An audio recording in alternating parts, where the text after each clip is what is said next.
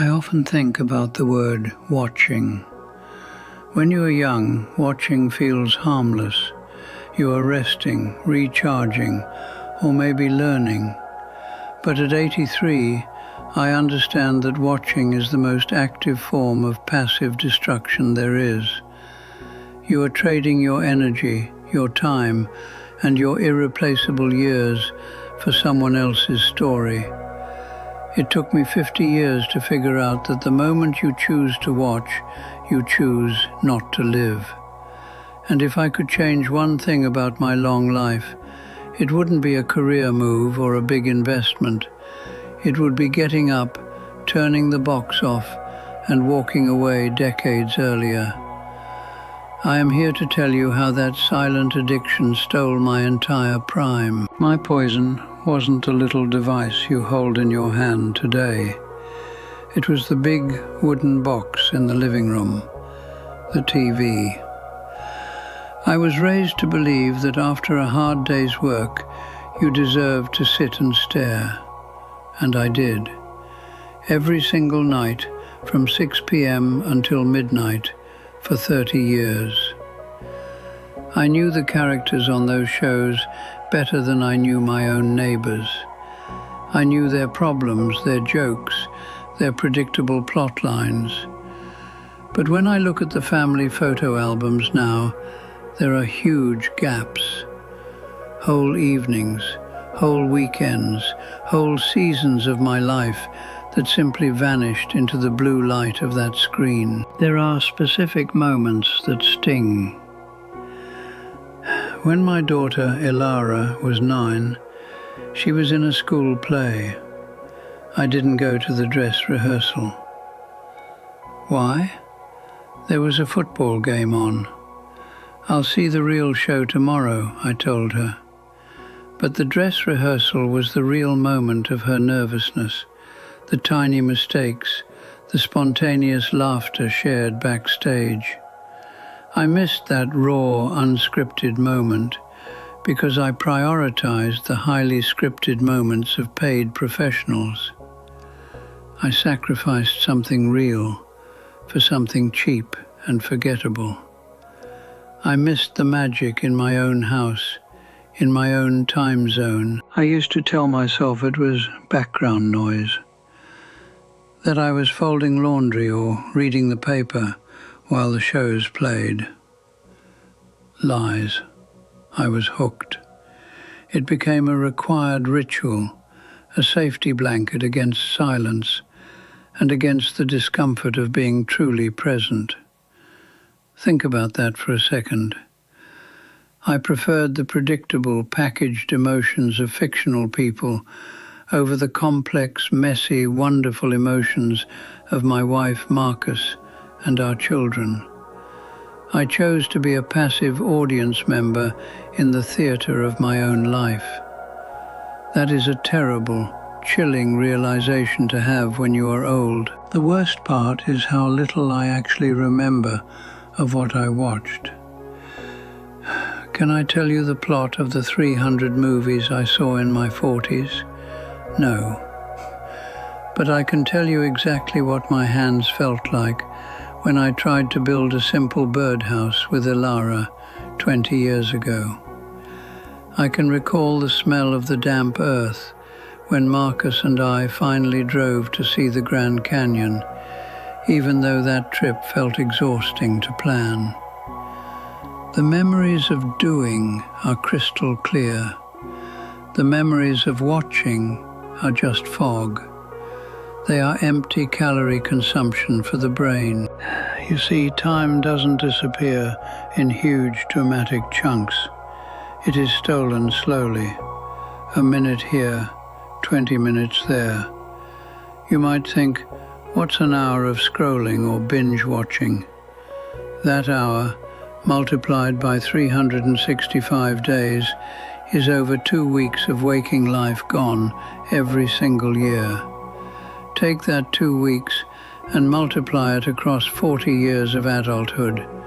You have lost nearly 2 full years of your life sitting still, absorbing nothing useful. 2 years. That is a lifetime for a tiny baby. It is a terrible mountain of minutes I will never get back. I remember when Marcus finally broke the silence. We were in our early 50s. We were supposed to go for a short walk before dinner. I was glued to a basketball game, volume too high. She stood in the doorway, quiet, holding my jacket. I kept shooing her away, saying, "Just 5 more minutes." She didn't yell. She just whispered, "It's amazing, isn't it? You'll travel the world and witness thousands of incredible lives, all without ever leaving this chair." And she put the jacket down and walked into the backyard alone. That silence she left behind was louder than any show I ever watched. I started seeing it everywhere. When my friends talked about their achievements, the marathon they ran, the boat they fixed, the second language they learned in their 50s, I contributed nothing. My contribution was always, "I saw that movie," or "Did you catch that episode?" My existence had become derivative. I was commenting on other people's efforts instead of generating my own. If I were to write my life story, the first half would just be a long list of credits for shows I wasn't even acting in. You young people think this advice doesn't apply to you because you're not watching cable TV. It's worse now. The poison is stronger and faster. The algorithm feeds you exactly what makes you sit still. You're trading your actual potential for the manufactured dopamine hit of a notification or a quick video. My wasted time was staring at one box. Your wasted time is spread across 6 different screens, each demanding more of your attention. You have more access to the world than I ever did, but you are still choosing to watch someone else hold the camera. I often think about the things I could have become. I always wanted to learn woodworking. I bought the tools 20 years ago. They are still sitting in a box in the garage, collecting dust. Why? Because after dinner my energy was gone. I was too tired for a messy creative effort. But I wasn't too tired to sit upright for 4 hours and pay attention to a crime drama. I wasted my energy on consumption instead of creation. Now I have the time, but my body doesn't have the strength to lift those tools. The opportunity window is completely shut. The hardest moment is when I talk to Ilara about her childhood.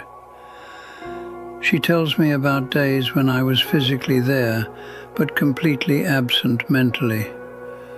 I missed the small, quiet development of her personhood. That passive consumption built a wall between me and the people I loved most. I was in the room, but I wasn't present. And presence is the only currency that matters in a relationship. When I am gone, my family won't miss the content I consumed. They will miss the man who wasn't there when they needed him to be. So here is the lesson from an 83-year-old man who ran out of time. Your life is not a movie marathon. There are no reruns. Every minute you spend watching someone else achieve their dreams, you are sacrificing the minutes you need to chase your own. Turn it off. Put it down. Go stand outside. Feel the weather. Call that person. Learn that skill. Build that thing. Choose discomfort over comfort and presence over passivity. I wasted my entire prime being entertained. Please don't make the same mistake. Start living right now.